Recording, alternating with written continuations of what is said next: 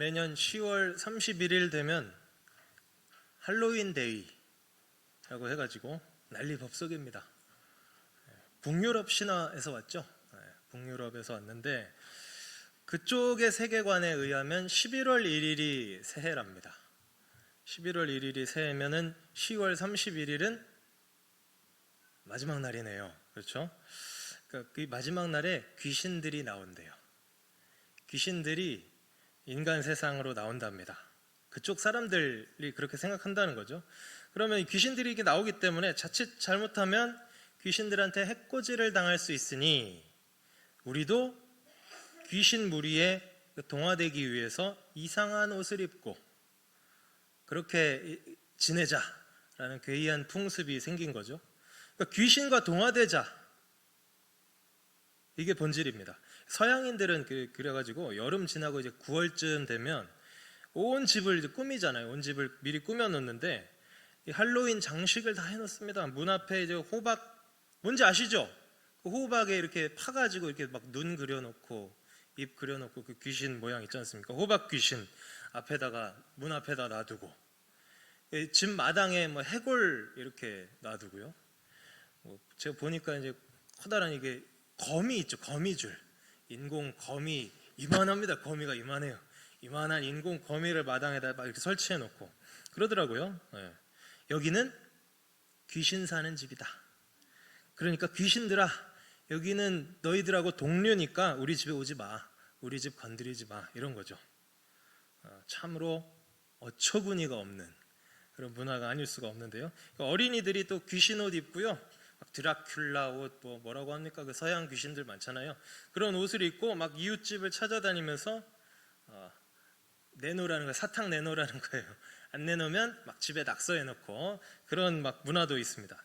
근데 서양권에서 정말 사회 전반적으로 광범위하게 이렇게 지키는 것 같아요. 근데 이게 우리나라로 유입되면서 우리나라는 그 이상한 옷 입고, 그죠? 이상한 옷 입고 나가서 노는 문화로 이렇게 좀 정착이 돼가지고 작년에 불미스러운 그 대참사가 있었죠. 159명이 죽었다면서요. 세상에 그게 웬일입니까 이게. 귀신의 날에 변을 당했으니 혹시 제가 정말 신뢰가 혹시 가족이나 뭐 지인 중에 없으시죠? 없기를 바랍니다. 저는 모르고 한 말이니까 이해를 해주시기 바랍니다. 정말 이게 얼마나 통탄할 노릇이냐고요. 얼마 전에 뉴스를 보니까 이제 일주기 다 돼가잖아요. 내일 모레면 일주기인데 그쪽에 이태원 가게 사장님들이 막 침울해하면서 그날에는 내가 가게 문을 안 열겠다고 그렇게 인터뷰하는 걸 봤는데 참 속상하죠. 그렇지만 이 날은 우리 개신교 입장에서는 너무너무 좋은 날입니다. 종교개혁일이에요. 1517년 506년 전에 10월 31일에 마틴 루터가 95개조 반박문을 비텐베르크 성당 문에다가 탁 붙임으로써 종교개혁이 시작이 됐죠. 부패한 가톨릭 교회의 잘못된 종교 관습을 떨쳐버리고 우리는 오직 성경이 말씀하시는 대로 믿겠다. 얼마나 좋습니까? 우리 믿음의 선배들이 얼마나 치열하게 신앙을 지키기 위해서 싸웠는지 우리는 기억을 해야 됩니다. 이 뜻깊은 날에 귀신 옷 입고 노는 대신에 예수 그리스도의 은혜를 기억하기를 원합니다. 할로윈 데이가 아니라 할렐루야 데이죠. 할렐루야 데이. 그죠?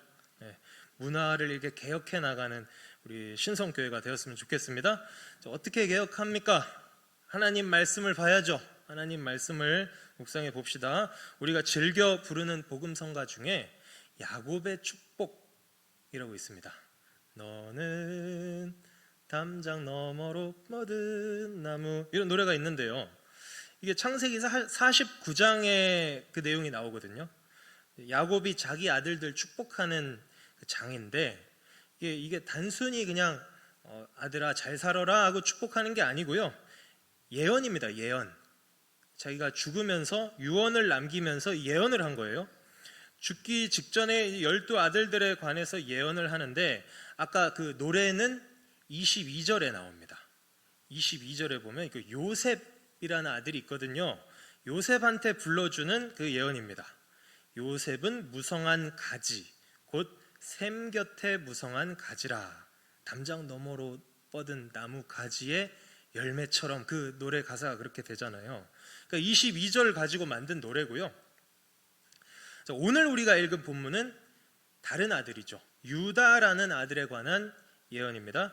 그 오늘 말씀을 한마디로 요약하면, 유다 너의 족속은 앞으로 왕을 배출할 거야.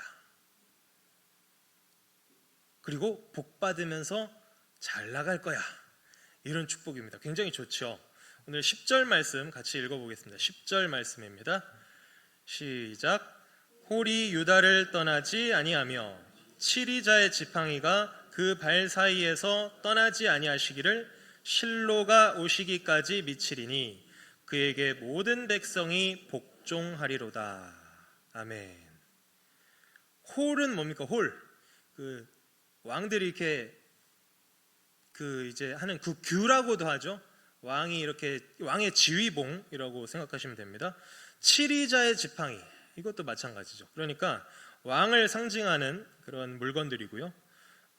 그 홀과 치리자의 지팡이가 유다 지파를 떠나지 않는다. 유다 지파에 누가 나온다? 왕이 나온다. 그런데요, 이 왕이 실로가 오시기까지 미친대요. 자, 실로가 오시기까지, 이게 오늘 제목이기도 한데요, 이게 도대체 무슨 뜻이냐? 학자들 간에 굉장히 설왕설래가 많은 구절입니다.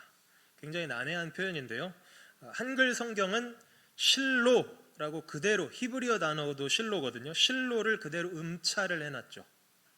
그대로 똑같은 음을 가져왔습니다. 뉴 킹 제임스 버전이라는 영어 성경도 그 실로를 그냥 음차했습니다. Until Shiloh comes라고 해가지고 그대로 실로라고 쓰고 있는데요, 음차했다는 건 뭡니까? 트럼프를 뭐 우리말로 해석해서 하진 않잖아요. 사람 이름이니까. 그렇죠? 지금 대통령 바이든 그대로 쓰죠. 우리가 마치 이런 것처럼 음차했다는 것은 고유명사로 봤다는 거잖아요. 그러니까 그러면 실로라는 고유명사가 성경에 있습니까? 성경 좀 읽으시는 분들은 다 아실 텐데, 실로 있기는 있습니다. 실로, 광야 시대에 성막을 제작을 하죠. 가나안 입성 후에 여호수아 18장 1절에 보니까 실로라는 지역에 회막을 세웠다라고 합니다. 실로는 지명이에요. 지명, 성경에 나오는. 그러면 성경에 그 실로가 이 실로냐? 안타깝지만 또 그게 아닙니다. 히브리어로 보면 스펠링이 또 달라요. 한글로는 실로 써놨지만 이게 다른 단어입니다. 그러니까 그러면 오늘 말씀하는 이 실로는 도대체 뭐냐? 그 NIV라는 성경이 있습니다. New International Version이라고 해가지고 이게 영어 성경인데요, 이 실로라는 히브리어 단어를 풀은 거예요. 이건 고유명사가 아니다 하면서 그 단어를 해석해서 영어로 번역을 해놨는데요, Until he comes whom it belongs, 뭐 영어를 알 필요는 없고요. 무슨 뜻이냐면 다른 나라들로부터 조공을 받는, 이해되십니까? 다른 나라들로부터 조공을 받는 위대하고 강한 왕이 오실 때까지 라는 뜻이 됩니다. 자, 이렇게 해석하면 어떻습니까? 10절 맨 마지막 부분에 그에게 모든 백성이 복종하리로다 라는 말하고도 자연스럽게 들어맞죠. 들어맞습니다. 그러니까 그 실로가 오시기까지라는 말은 왕에 대한 얘기구나, 우리가 이걸 알 수가 있습니다. 자, 그러면 여기서 이제 또 알 수가 있는 거죠. 알 수가 있는 게 뭐냐면 실로가 오시기까지잖아요. 이 까지라는 이 전치사도요, 그때까지만 왕을 한다 이런 의미가 아니고요, 그때에 완전히 성취가 된다라는 의미입니다. 히브리어로는 그래요. 자, 그러면 정리해보면 뭡니까? 실로가 오시기까지는 무슨 뜻입니까? 가장 위대한 왕이 등극하여서, 유다 지파는 원래 왕의 지파인데 가장 뛰어난 마지막 왕이 배출될 것이다, 이런 의미가 되겠죠. 그게 이제 10절입니다. 그 왕이 등극하면 11절하고 12절에 그 백성들의 삶이 아주 풍요롭게 된다, 이렇게 말씀을 하고 있습니다. 자, 그러면 그 왕이 누굽니까? 그 왕이 누구십니까? 1차적으로는 다윗이에요. 1차적으로는 다윗 왕입니다. 그리고 다윗의 왕가를 총칭하는 표현이기도 하죠. 실제로 이 다윗과 그의 아들 솔로몬 시대에 야곱의 이 예언이 아주 정확하게 성취가 됩니다. 주변국을 평정을 하죠. 영토도 늘어납니다. 인구도 많아졌습니다. 평안해졌습니다. 나라가 부강해져서 타국으로부터 조공도 받습니다. 정확하게 실현이 되고 있죠. 그리고 국제적인 영향력이 신장이 되다 보니까 솔로몬이 애굽의 공주랑 결혼하잖아요. 애굽이요, 애굽이 옛날에 자기들이 최고의 나라다 해가지고 자존심이 강한 나라여가지고 자기들 공주를 외국으로 절대 시집을 안 보내기로 유명한 나라입니다. 근데 솔로몬은 어떻게 했어요? 솔로몬은 애굽 공주를 신부로 받아들였다니까요. 그러니까 솔로몬이 얼마나 셌는지 알 수 있겠죠. 솔로몬이 강했던 겁니다. 백성들의 삶도 풍요로웠습니다. 그야말로 이스라엘의 최전성기 시절인데요. 그렇지만 안타깝게도 솔로몬이 죽자마자 이 나라는 분열되거든요. 점점 쇠락하더니 북이스라엘은 아수르에게, 남쪽 유다는 바벨론에게 망합니다. 그러니까요, 이 다윗은 이 예언의 1차적인 성취자는 될 수 있지만 궁극적인 그 완성자는 될 수가 없었던 거죠. 그러면은 누구겠습니까? 다윗의 후손으로 오신 예수 그리스도이십니다. 이 사실을 믿으시기 바랍니다. 이 예언이 성경 전체적으로 쭉 관통해서 이어져요. 유다가 지금 나왔죠. 유다에게 주신 축복이잖아요. 유다의 아들 중에 베레스라고 있습니다. 세라와 베레스가 쌍둥이인데요. 세라가 먼저 나왔어요. 세라가 먼저 탁 이제 손이 나옵니다. 먼저 손으로 나오니까 네가 쌍둥이 중에 첫째구나 하고 손에 이렇게 빨간 실을 이렇게 묶어 놓습니다. 근데 형을 제끼고 갑자기 세라를 뒤로 땡기고 자기가 터트리면서 나온 게 베레스입니다. 그래서 이름도 베레스인데요. 베레스가 하나님의 그 섭리로 복을 받죠. 베레스가 복을 받아요. 그리고 이 베레스의 후손으로 또 갈렙이라는 사람이 있었습니다. 유다 지파의 갈렙이 또 유다 지파에서 중요한 역할을 감당을 하고요. 그 다음에 이제 사사 시대에는 보아스라는 사람도 있는데 그냥 다 기억하실 필요는 없고 그만큼 이 약속이 이루어져 간다, 그걸 이제 캐치를 하시기 바랍니다. 보아스는 성경에 유력한 자였다라고 하고 있어요.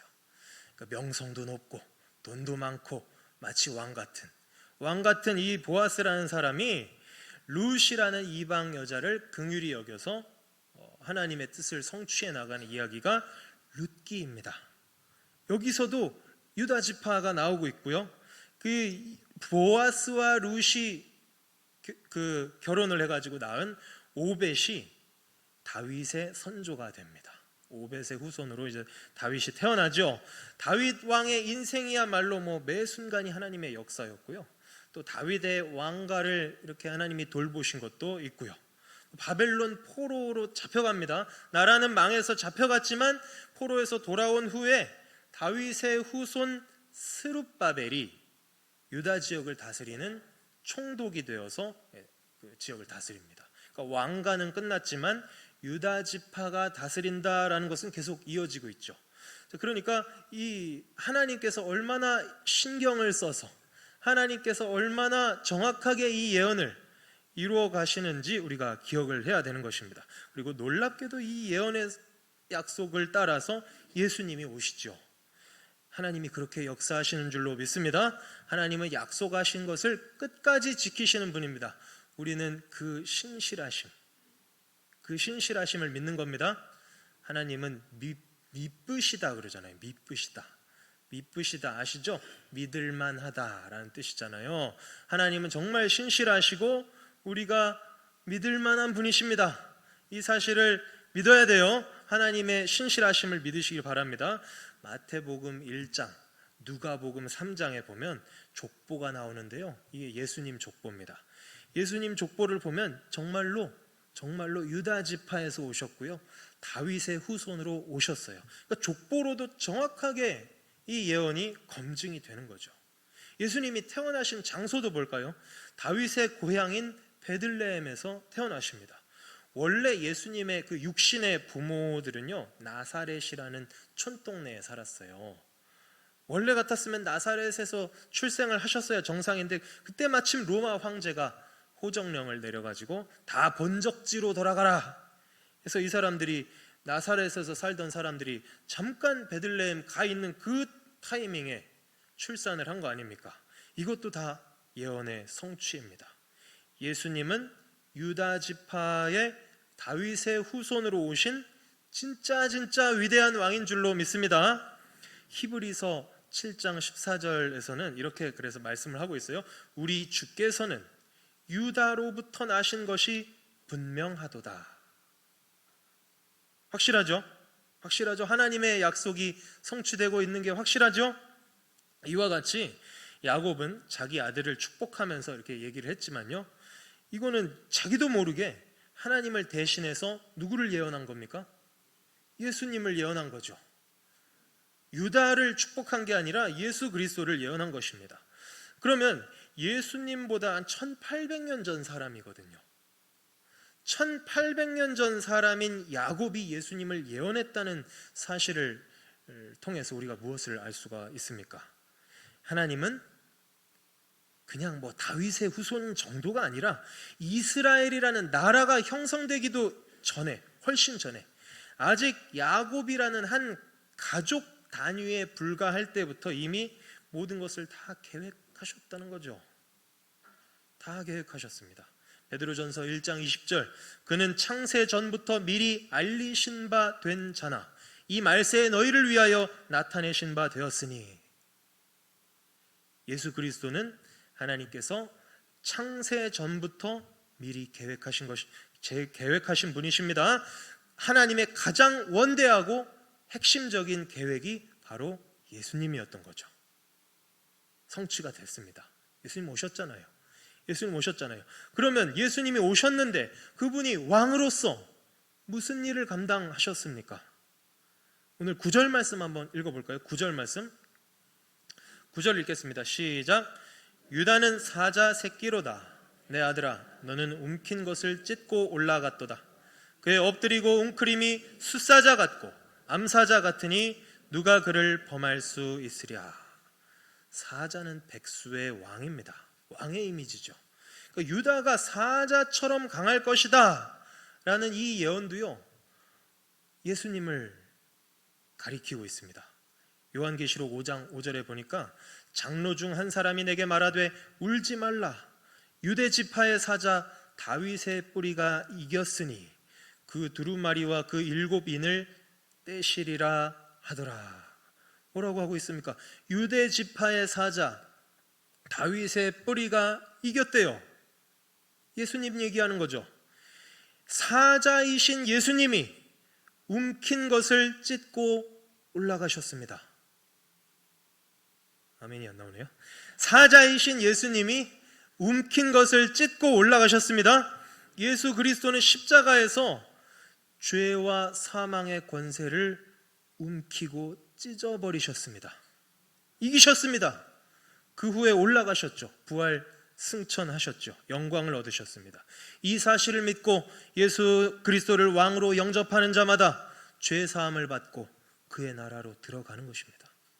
요한복음 1장 12절, 영접하는 자 곧 그 이름을 믿는 자에게는 하나님의 자녀가 되는 권세를 주셨다 하셨고, 골로새서 1장 13절 14절에는 그가 우리를 흑암의 권세에서 건져내사 그의 사랑의 아들의 나라로 옮기셨으니 그 아들 안에서 우리가 구속 곧 죄 사함을 얻었도다. 아멘. 이 사실을 믿는 자는 영원한 하나님의 구원 계획 속으로 들어온 것입니다. 하나님 나라 국적을 취득한 것입니다. 새로운 피조물이 됐다고도 얘기하죠. 성경에서. 국적이 바뀌면요, 혜택이 참 많습니다. 그렇죠? 무국적자가 얼마나 비참한지 그 봄에 그 선교사님이 오셔서 얘기하시잖아요. 튀르키예 강진인데 사실 튀르키예 사람은 튀르키예 정부에서 지원을 해준대잖아요. 그런데 누가 문제입니까? 시리아 내전 때문에 튀르키예로 어쩔 수 없이 도망간 그 난민들은 정말 비참하잖아요. 전기도 없이 물도 없이 거기서 사역하시는 그 선교사님 정말 기도 많이 해야 되겠죠. 그 사람들 너무너무 불쌍해요. 난민이 제일 불쌍한 것 같아. 나라가 없어. 나라가 없으면 너무 불쌍하잖아요. 누가 보호를 해줄 것이며 어느 울타리 안에서 그 나의 안전을 보장을 받겠습니까? 국적이 있는 게 굉장히 중요하고요. 또 좋은 나라, 강한 나라, 힘센 왕의 나라로 들어가는 게 아주 엄청난 혜택인 거죠. 아까 뭐라고 했습니까? 왕 중의 왕. 왕 중의 왕의 그 나라로 우리가 국적이 옮겨진 거잖아요. 혜택이 참 많다는 겁니다. 11절 말씀 한번 읽어볼까요? 11절 말씀. 그의 나귀를 포도나무에 매며 그 암나귀 새끼를 아름다운 포도나무에 맬 것이며 또 그 옷을 포도주에 빨며 그 복장을 포도즙에 빨리로다. 자, 나귀를 포도나무에 맨대요. 자, 각 사람마다 나귀 한 마리씩 장만하시기 바랍니다. 오늘 집에 가서 하나씩 사세요. 한 마리씩. 정원에 포도나무도 하나 심어 놓으십시오. 나귀를 거기다 놔야 되니까요. 자, 우리가 뭐 주차장에 자동차 이렇게 한 대 딱 주차해 놓듯이 그 정도가 아닙니다. 우리는 뭐 집집마다 다 차가 있고 그런데 옛날에 나귀는 지금의 자동차보다 훨씬 귀했습니다. 옛날에 이 당시에 나귀 타고 다니는 거는요, 왕같이 산다는 뜻이에요.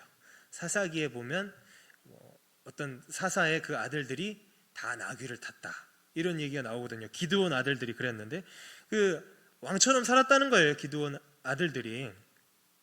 그러니까 이 나귀를 집집마다 포도나무에 이렇게 묶어놨다는 것은 자기 소유라는 거잖아요. 왕처럼 사는 겁니다. 예수님 믿는 사람은 왕 같은 존재입니다. 네, 왕 같은 존재입니다. 포도나무는 또 어떻습니까?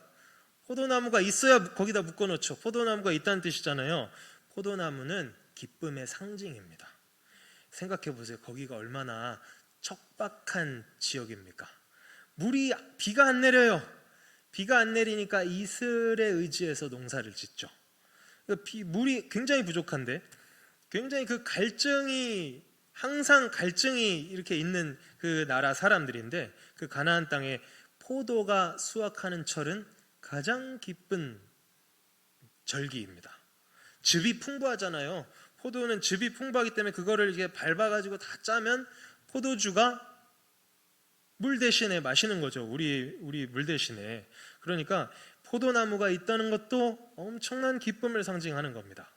베드로전서 2장 9절 말씀에 오직 너희는 택하신 족속이요 왕 같은 제사장들이요 거룩한 나라요 그의 소유된 백성이니라고 말씀하시고요.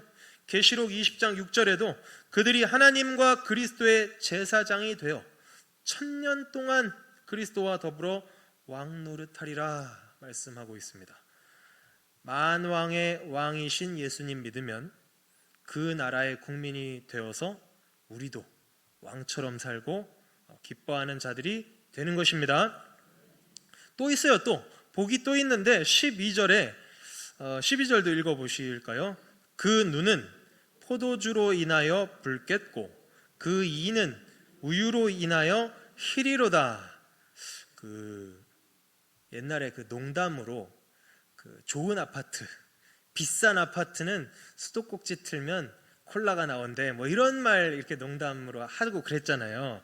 당연히 이제 뻥입니다만, 저 학생 때는 또 이제 좋은 학교는 수도꼭지 틀면 콜라 나온다, 사이다 나온다더라, 뭐 그런 얘기도 있었는데, 마치 그런 겁니다. 마치 그런 것처럼 포도주가 너무너무 풍족하고 우유도 너무너무 풍족해서 포도주를 얼마나 많이 마시면 눈이 충혈이 된대요.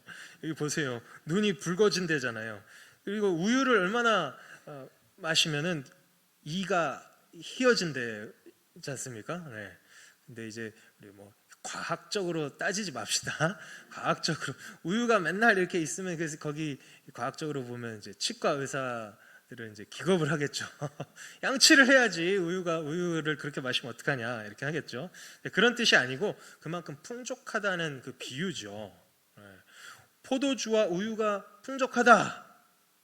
이 두 가지가 같이 나오는 성경 구절이 또 있습니다. 어디냐면 아가서 5장 1절인데요. 아가서는 어떤 성경이냐면 신랑이 신부와 깊은 사랑의 교제를 나누는 성경입니다. 그 신랑이 누구냐면 아까도 잠깐 언급이 됐지만 다윗의 아들 솔로몬이고요. 그 신부는 솔로몬의 아내인 그 술람미 여인입니다. 그러니까 이 솔로몬과 술람미 여인이 서로 이제 교제하면서 사랑하면서 포도주와 그 우유를 즐기는데요. 이게 영적으로 보면요, 신랑이 되시는 예수님과 신부인 교회의 깊은 사랑의 관계를 의미를 하고 있습니다. 그 관계죠, 관계의 복입니다. 포도주가 풍성하고 우유가 풍성하다는 것은 하나님과 사람과의 관계가 회복되는 나라라는 뜻이에요. 저와 여러분 이제 살 만큼 살았지 않습니까? 저는 이제 여러분에 비하면 턱도 없지만, 저도 이제 그래도 살 만큼 살았습니다. 한 40년 넘게 살았는데요. 살다 보면 관계가 얼마나 중요한지 경험적으로 알죠. 인간 관계가 풀리면, 인간 관계가 좋으면요, 일이 좀 많아도, 돈이 조금 적어도, 월급이 좀 적어도 행복합니다. 행복해요. 정말 그렇습니다. 다 아시잖아요. 인간 관계가 꼬여버리면요, 이 사람 돌아버리는 겁니다. 돈을 아무리 많이 받아도 못 살겠다. 오늘 낮에 아침에 목사님 설교 중에도 나왔죠. 아니 공무원 시험이 40대 몇 이렇게 뚫고 들어간 사람 100대 몇도 있나요? 예전에 막 100대 몇까지 갔던 것 같은데 지금은 20대 몇으로 줄어들었답니다. 도저히 못 해먹겠다. 막 이렇게 민원 들어가가지고 내가 이런 대우 받으려고 공부했냐, 도저히 이건 내가 할 수가 없다 하면서 3년도 못 채우고 나온다면서요. 그렇게 힘들게 공부해놓고. 그런 세상입니다. 관계가, 사람들과의 그 관계가 힘들면 못 버티는 거예요.